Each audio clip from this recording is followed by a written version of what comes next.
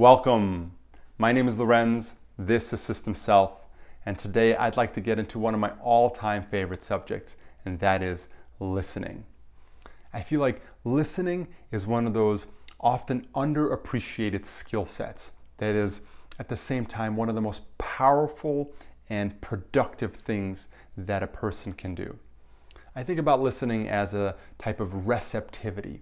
There's always more room to be receptive about what's going on in another person, what's going on in ourselves, what's going on in a situation or in the environment around us. There's always something more to learn, and it is powerful to approach listening in that way. At heart, listening is a function of awareness. It is about bringing awareness to the objects in our awareness. So if you think about your awareness as consisting of, say, your sensory system. So there's the five senses, the things that you see, taste, smell, hear, and feel. And when you see something, that comes into your visual awareness. When you hear something, it comes into your auditory awareness. So listening can be thought of as bringing awareness to that full spectrum of inputs and beginning to recognize that first and foremost there is a process of awareness. You can be aware of the fact that you are aware and that there are things coming into your awareness. So this might sound like a really heady kind of concept, but it's very powerful to understand that you are aware and you can be aware of the fact that you are aware. The benefit of this is to recognize that the objects in your awareness are things that you can have a relationship to. So it's about becoming less identified with the things that you're perceiving.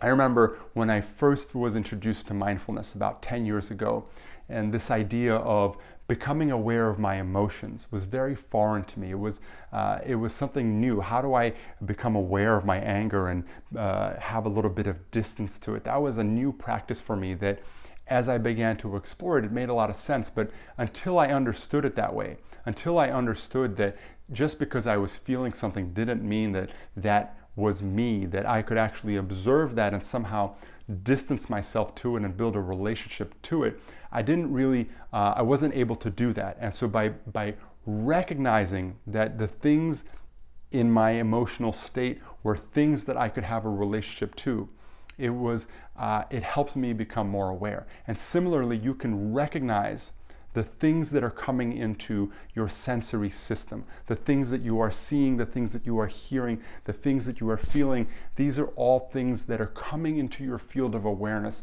And when you bring awareness to that function, you begin to listen on a much deeper level. So it's more than just what you're hearing. It's the full spectrum of that experience, both external through your senses and internal through your mental and emotional state. This can be very powerful when it comes to an interaction with another person, because oftentimes things come up in relationship to other people, like anger or different emotions that maybe we don't want to express or deal with. And by bringing awareness to those and not identifying with those things, we can fundamentally deepen and transform a particular interaction. So let's talk about some specific ways that we can listen more deeply. And the first is holding space, learning how to hold space. Fundamentally, all of these things are a learning practice. Holding space means allowing a person to fully express themselves without interruption, without judgment, without criticism. It is so rare that we experience another person fully listening to us. And when that experience happens, oftentimes people light up.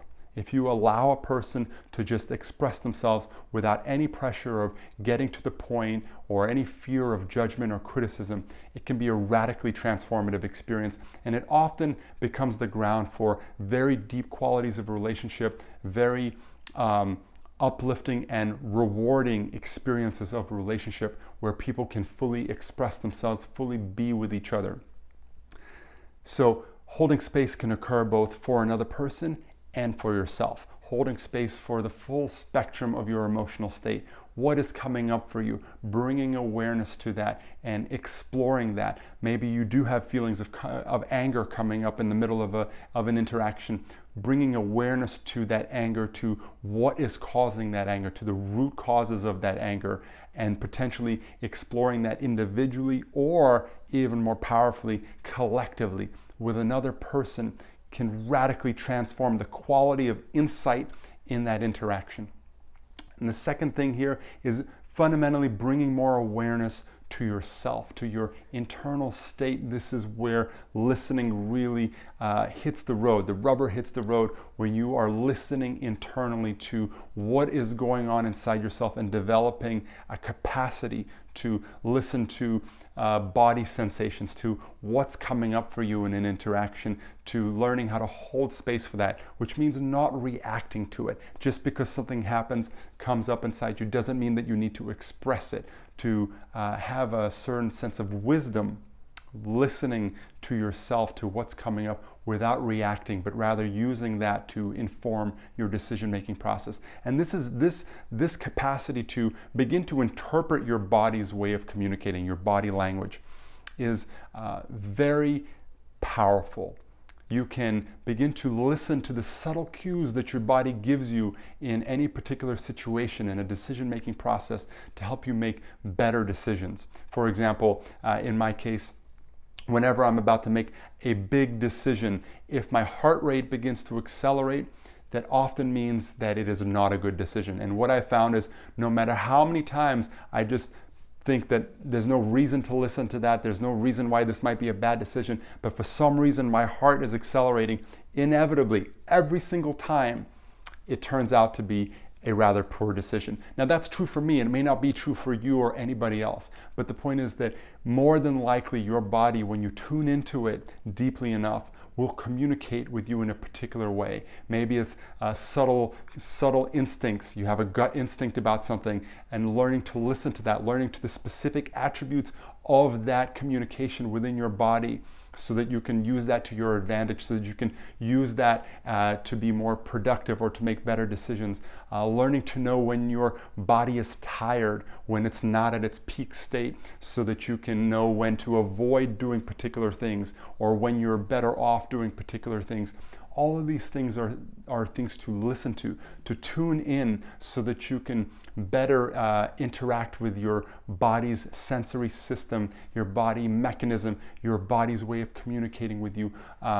Fundamentally, listening begins with your personal experience. And so tuning in, learning how to tune into this language is a major building block of the listening experience. And of course, this also goes to the foods that you put into your body, because many foods will distort the signals that your body gives you, whether it's caffeine or particularly sugar. All of these things affect your capacity to be able to listen to your body. And so cleaning your body, eating a healthier diet can help you build the receptivity to your body's way of communicating, so that you can fundamentally listen more deeply and be a better communicator. This is what listening really gives you, is the capacity to be a better communicator by being more receptive to a situation, to what a person is saying, to what's going on in a person, being able to navigate and direct the different aspects of an experience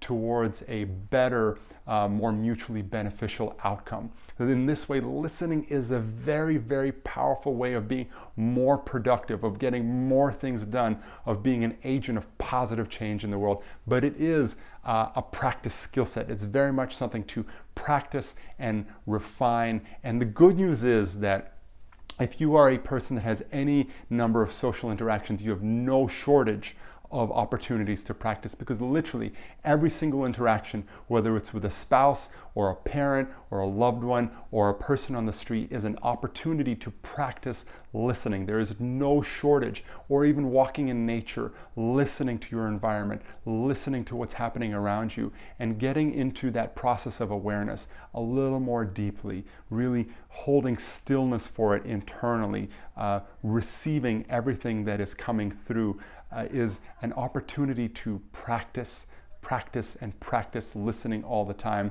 and inevitably you will come to a place of being a listening master. I have no doubt about it. I hope that this video has been insightful and interesting to you. If you enjoyed it, please like it, subscribe to the YouTube channel. This is System Self, where we explore awareness of the self and the systems that we operate in. I very much look forward to our future conversations. Much love.